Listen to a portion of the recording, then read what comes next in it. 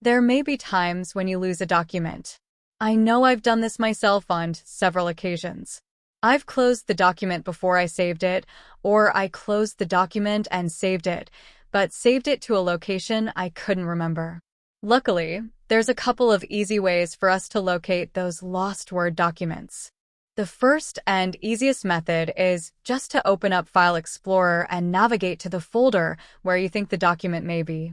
I'm going to check my Documents folder, and as you can see, I have a list of documents here. It's pretty easy for me to pick out the Word documents because that's all I have here. But if I had other files within this folder, I could narrow down the Word documents by doing a search to pull all the files that are Word documents. I would search using the asterisk because that is a wild card, and then DOC for older versions of Word, and DOCX for newer versions. I can also search for Word backup files using *WBK, and you'll notice that I have one. Before you can search on the WBK extension, you need to enable backups, and you need to do this from within Word. Let's go ahead, pop into Word, and I'll show you where you enable backups. You'll scroll down to Options. Click on Advanced, and then you'll scroll all the way down and under Save. You'll enable Always Create a Backup Copy. By default, this is unchecked. Once you've checked it, click OK, and that's it. Whenever you open a document and make an edit to it, a backup copy will be saved. The next place to look for lost files is in our Auto Recover folder.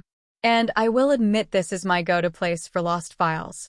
But you need to know where that Auto Recover folder is before you can start recovering files from there. The easiest way to find the location of the Auto Recover folder is using again the Word options.